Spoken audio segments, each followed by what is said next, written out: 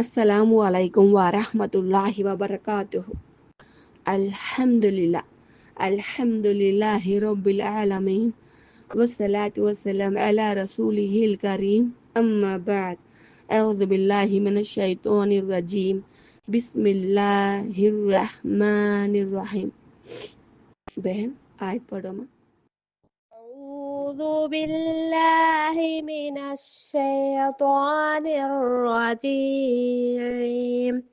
بسم الله الرحمن الرحيم. يا أيها الذين آمنوا إنما الخمر والميسر والأنصاب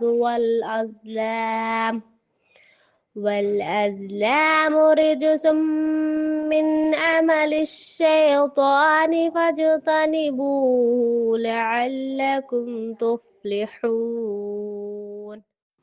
సుబ్హానల్లా, లా హౌలా వలా కువ్వత ఇల్లా బిల్లా. అల్హమ్దులిల్లా. అయితే today class గ్రహించండి. విశ్వాసానికి చేటు తెచ్చే కార్యకలాపాలు. టుడే క్లాస్ విశ్వాసానికి చేటు తెచ్చే కార్యకలాపాలు. అయితే ఇక్కడ హదీస్ గ్రహించండి. దైవ ప్రవక్త సల్లల్లాహు అలైహి వసల్లం ఇలా సెలవిచ్చారు. మూసాంబ్రం తేనెను ఎలా కలుషితం చేస్తుందో కోపం విశ్వాసాన్ని అలా పాడు చేస్తుంది. అంటే వాస్తవానికి కోపం విశ్వాసాన్ని నాశనం చేసే వస్తువు. ఎప్పుడైతే మనిషిపై ఆగ్రహం ఆవహిస్తుందో అప్పుడు అతడు దైవం నిర్ణయించిన హద్దుల్ని అతిక్రమిస్తాడు. దీనివల్ల అతడు ఎలాంటి తప్పిదాలకు పాల్పడతాడంటే అవి అతడి ధర్మాన్ని సర్వనాశనం చేస్తాయి. దైవం దృష్టి నుంచి అతపాతంలోనికి నెట్టివేస్తాయి. అంటే చాలా డేంజర్ జోన్కి వెళ్ళిపోతాడు అనమాట. అంటే అధపాతాళం అంటే అధమ స్థాయి, అట్టడుగు స్థాయి అని చెప్పేసి అర్థం అన్నమాట. అలాగే మరొక లక్షణం, దైవ ప్రవక్త సల్లల్లాహు అలైహి వసల్లం ఇలా సెలవిస్తుండగా తాను విన్నానని ఔస్ బిన్ షుర్జీల్ ఉల్లేఖించారు.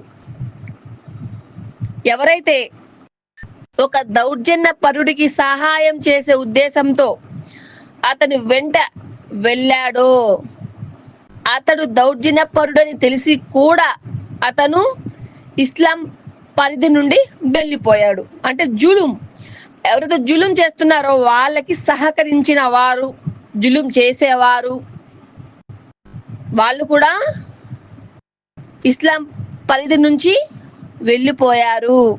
అంటే దౌర్జన్య పరుడికి తోడుగా ఉండడం, అతడు దుర్మార్గుడని తెలిసి కూడా అతడికి ఏ విధమైన సహాయం అందించడం ఎంత పెద్ద పాపం అంటే దైవ ప్రవక్త సల్లల్లాహు అలైహి వసల్లం అలాంటి వ్యక్తిని ఇస్లాం పరిధి మీరి వెళ్ళిపోయాడు అని చెప్పి నిర్ధారించారు. అంటే ఇక్కడ దుర్మార్గం, దౌర్జన్యం, ఈమాన్, ఇస్లాంలకు ఎంత వ్యతిరేకమో దైవ ప్రవక్త దృష్టిలో దౌర్జన్య పరుల స్థానం ఏమిటో మనకు దీని ద్వారా అర్థమవుతుంది.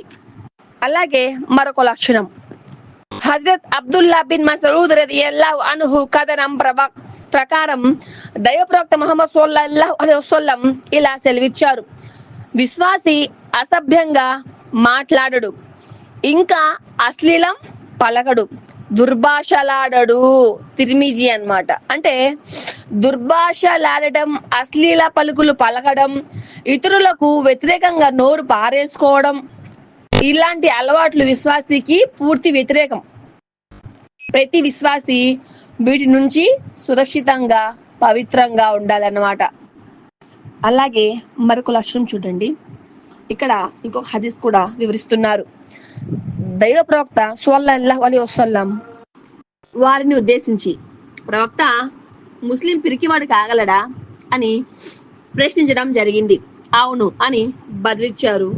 దైవ ప్రవక్త స్వల్లల్లాహు అలైహి వసల్లం ముస్లింలో ఈ బలహీనత ఉండొచ్చు అని చెప్పేసి చెప్పారనమాట. ఆ తర్వాత మళ్ళీ ప్రశ్న, ముస్లిం పిసినారి కాగలడా అని మళ్ళీ ప్రశ్నించడం జరిగిందనమాట.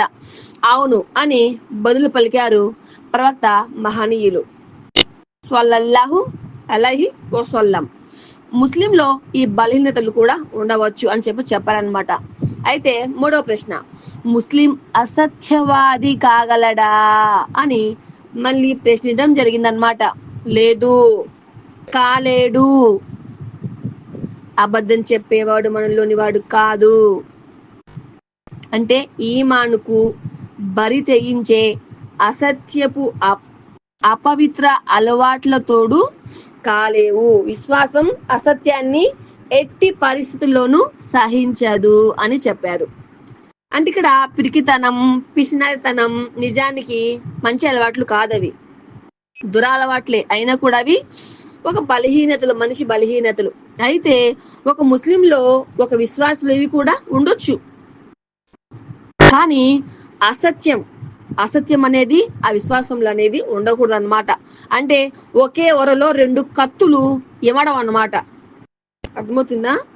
ఒకటే ఒరలో రెండు కత్తులు ఇమడవు అదనమాట. అంటే ఇక్కడ విశ్వాసము కూడా అసత్యము కూడా రెండు ఒకటి కాలేవు, అవి పక్క పక్కన ఉండవు అని అర్థం అన్నమాట. మరొక చక్కటి హదీస్ కూడా ఇక్కడ ఉంది, గ్రహించండి. దైవ ప్రవక్త స్వల్లల్లాహు అలైహి వసల్లం ఇలా ప్రవచించారని హజరత్ అబూ హురైరా రదియల్లాహు అన్హు ఉల్లేఖించారు. ఏ వ్యభిచారం చేస్తున్నప్పుడు విశ్వాస స్థితిలో ఉండడు. ఏ దొంగ తాను దొంగతనం చేస్తున్నప్పుడు విశ్వాసిగా ఉండడు. ఏ త్రాగుబోతు తాను మద్యం త్రాగేటప్పుడు విశ్వాసిగా ఉండడు. ఏ బందిపోటైనా తాను దోపిడీ చేస్తుండగా ప్రజలు గుడ్లప్పగించి చూస్తూ ఉంటే ఆ స్థితిలో అతను విశ్వాసిగా ఉండడు. ఏ అన్యాయపరుడు తనను నమ్మి అప్పగించిన సొమ్మును కాజేస్తున్న స్థితిలో విశ్వాసిగా ఉండడు. కనుక విశ్వాసులారా, ఈ ఈమాన్ వ్యతిరేక కార్యాల నుండి మిమ్మల్ని మీరు రక్షించుకోండి అని చెప్పేసి ప్రవక్త గారు హెచ్చరించడం జరిగిందనమాట. అంటే ఇక్కడ అలవాటుగా వ్యభిచారము, దొంగతనం, సారాయి సేవించడము, రక్తపాతం చేయడము అంటే చంపడము, ఈ పనులన్నీ ఈమాన్కు బద్ధ వ్యతిరేకమైన కార్యాలు. ఎప్పుడైతే ఒక మనిషి ఇలాంటి కార్యాల్లో కూరుకుపోతాడో అప్పుడు అతని హృదయంలో ఈమాన్ వెలుగు రవ్వంత కూడా ఉండదు. అంతేకాదు, అతను ఇస్లాం పరిధి నుండి పూర్తిగా దాటి వెళ్ళి కాఫీర్ల పంక్తిలో చేరిపోయే అర్థం కూడా ఎంత మాత్రము కాదు. అంటే మనం చెప్పాం కదా, ఏదైనా పెద్ద పాపం చేశాడు, ఏదైనా పెద్ద జులుం చేశాడు, దొంగతనం చేశాడు, విచారణ చేశాడు, కాఫర్ అయిపోయారా అని చెప్పేసి మనం చెప్పకూడదు అనమాట. ఇస్లాం పరిధి నుంచి వెళ్ళిపోయాడు అంటే పూర్తిగా కాఫర్ అయిపోయాడు అని కూడా మనము చెప్పకూడదు అనమాట. అలా అనమాట. అంటే ఇక్కడ ఈ పాపాలను చేసేవాడు పాపాలు చేస్తున్నప్పుడు అతను పూర్తి విశ్వాసిగా ఉండడు అని అర్థం అన్నమాట. అంటే ఇక్కడ ఈమాన్ అన్నది మనసుకు సంబంధించిన ఒకానొక ప్రత్యేక స్థితి అన్నమాట.